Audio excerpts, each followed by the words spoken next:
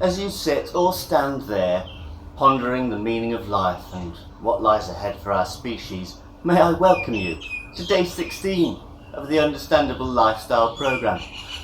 Well, I can't believe it. I believe it because it's happening. I believe it also because we are in the belief section of this 30-day experience. We're also on day 16. Can you believe it? I can believe it because it's happening. Because this is the reality that we're in. Today, we're talking about positive psychology. Yesterday was self-compassion. Tomorrow, we're going to zero in on some character strengths. But there are a few things about positive psychology that I believe and have perceived from my own belief and knowledge and experience of it to be slight misconceptions. Two main things are this: that positive psychology involves maintaining a positive attitude all the time. Always think positive, which can put people off because they think, well, what if I'm feeling bad? What if things have gone a bit wrong? I'm not having a great day. It's not always easy. And there is a idea that positive psychology involves faking it till you make it, which is not what positive psychology is putting forward. Nor is the idea of positive psychology as a concept really that much in line with the law of attraction. It's not out of line with it. However, it's not based on The Secret, i.e. keep thinking you're going to win the lottery, keep thinking you're going to win the lottery, and you're going to win the lottery. Positive psychology is much more scientific than that. It literally can be defined as the scientific study of what makes life most worth living. So I'm going to reel off some facts about positive psychology whilst offering a little bit of my own interpretation and slight experience. So positive psychology focuses on strengths instead of weaknesses, building on the good instead of repairing the bad. So positive psychology in that sense is a bit like going to the gym or doing exercise even when you don't feel sick, so that when you get ill or you need to lift a big box, you can do. Positive psychology tools, when applied to the mind, help foster resilience if in case things go slightly awry. Taking average lives up to great instead of solely focusing on moving people who are struggling up to normal. It focuses unsurprisingly on positive experiences such as happiness, joy, inspiration and love. Positive states and traits like gratitude, resilience and compassion. Talking about character strengths, optimism, life satisfaction, well-being, compassion as well as self-compassion, hope and elevation.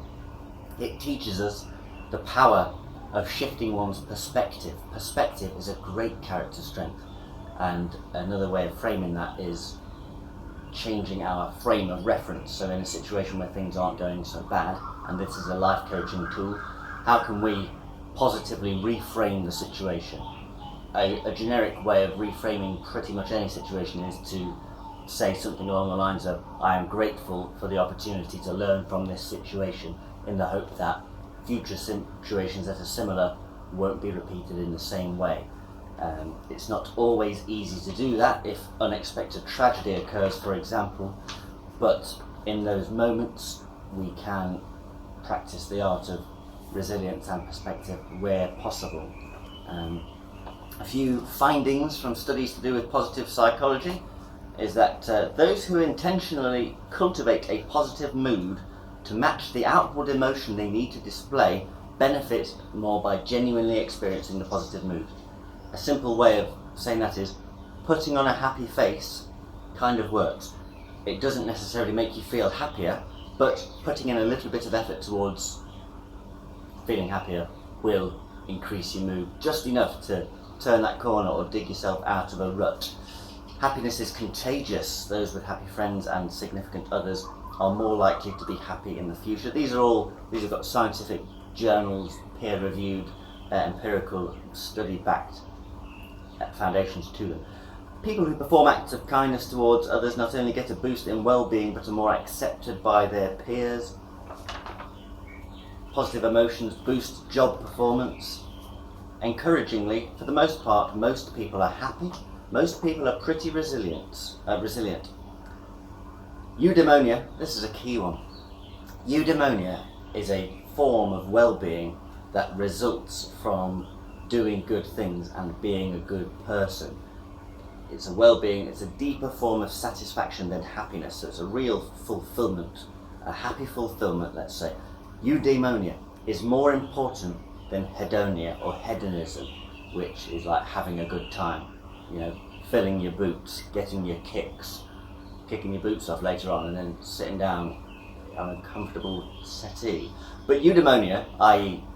being good, doing good, thinking good, speaking good, is more important than having your own fun. Giving is living, etc. The heart matters more than the head, suggesting things like empathy and compassion are as, if not more important than critical thinking. Interestingly, nearly all good days have three things in common: a sense of autonomy, competence, and connection to others. So autonomy there means like control over what you're doing, control over your circumstances. We're always in control of how we respond to situations, so even if we are at work in a job that we don't enjoy and don't want to be in, we have autonomy over our conduct in that time. So knowing that you're in control of your response will give you a better day. These statements like that are pretty scientifically backed now, so do take it on board. Competence and connection. So competence, assuming that, I'm going to use the work-based example again, assuming you have a job that you've been employed to do, you're probably quite good at it. Even if you don't enjoy it and it's not bringing you fulfillment, you may well be competent at it. If you work as part of a team, that involves connection. So continuing with this work analogy, if you've got a job that's a bit boring and you think, why am I doing this other than to pay your rent and buy food, if you're in control of how you respond to circumstances, good enough at it that you can do the thing and are connected to people in amongst the activities, then actually you're having a pretty good day. Here's a fact: the good life can be taught. So you have power to enjoy your own mind. And believe me, whilst I might sound like I'm preaching from the other side of the fence, I've had a turbulent time in there in trying to understand the inner workings of it all. So when I'm saying these things, I need to learn it just as much as I need to teach it.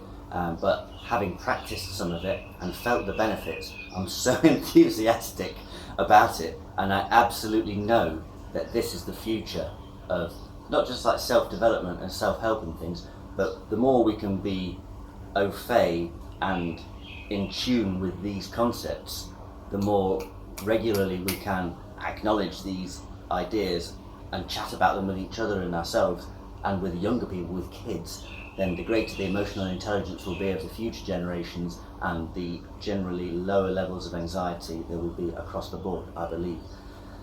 Finally, this is one that is sort of like common sense, but other people matter. Again, sometimes you end up teaching what you most need to learn. I may have been quite self-obsessed for about a decade between age 16 and 26, but I recall reading a book by good old Deepak Chopra, which was the 7 Spiritual Laws of Happiness, and 2 key ones that I remember, and I tell anyone who will listen. One is changing our attitude from here I am to there you are, which is very useful, particularly if you're going to a party and you're not drinking. If you think there's 100 people there and you actually go, there you are, oh wow, wow, wow, as opposed to here I am, look at my shoes, then it has helped in the past. And another one is moving our attitude from what's in this for me to how can I help. Again, I'm a nice guy and I like helping people, but there are times, more so in the past, but still now, where I'm kind of scanning the environment and the circumstances for how I can possibly gain from this somehow, and that's when agitation is afoot. But when I suddenly go, hang on, what's the most helpful thing I can do in this situation, then I step out of myself a little bit and it's becoming more manageable. So in the spirit of that, I hope this has helped, and I hope you have a lovely day. And as you sit there or stand pondering the meaning of life, please know that gaining more of an understanding of yourself and ourselves will ultimately help evolve the species towards the next level of consciousness, which, whilst it may lay in the future, can also be here and now. Lots of love.